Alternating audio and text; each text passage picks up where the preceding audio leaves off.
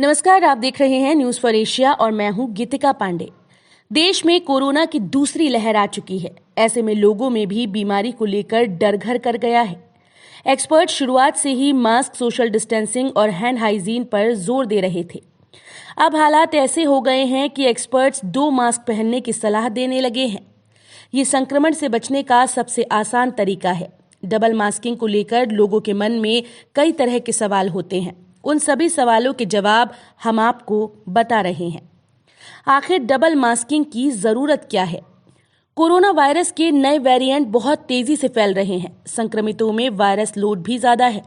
एक वायरस भी बुरी तरह संक्रमित कर सकता है। डबल मास्किंग से मास्क के किनारों में गैप रह जाने की गुंजाइश लगभग खत्म हो जाती है और आप पूरी तरह से सुरक्षित हो जाते हैं। 2 डिस्पोजेबल सर्जिकल मास्क एक साथ पहनना सही नहीं होता। एक स्टैंडर्ड सर्जिकल मास्क कागज जैसे मटेरियल का बना होता है।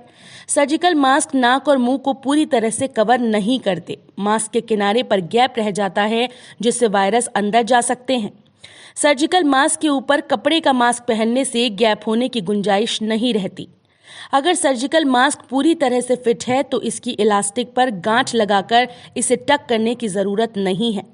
लेकिन सर्जिकल मास्क के पूरी तरह से फिट ना होने पर इसे गांठ लगाकर टक करने से ये 20% तक ज्यादा सुरक्षित हो सकता है। N95 मास्क और चीन में बना K95 मास्क मेडिकल मास्क में सबसे बेहतर माने गए हैं।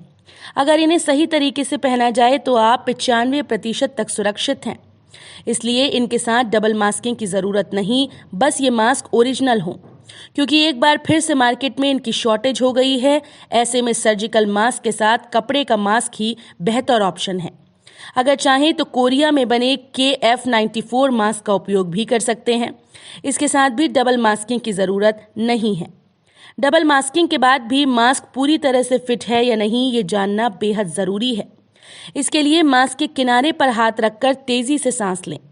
अगर किनारों से हवा निकल रही है तो मास्क को टाइट करने की जरूरत है।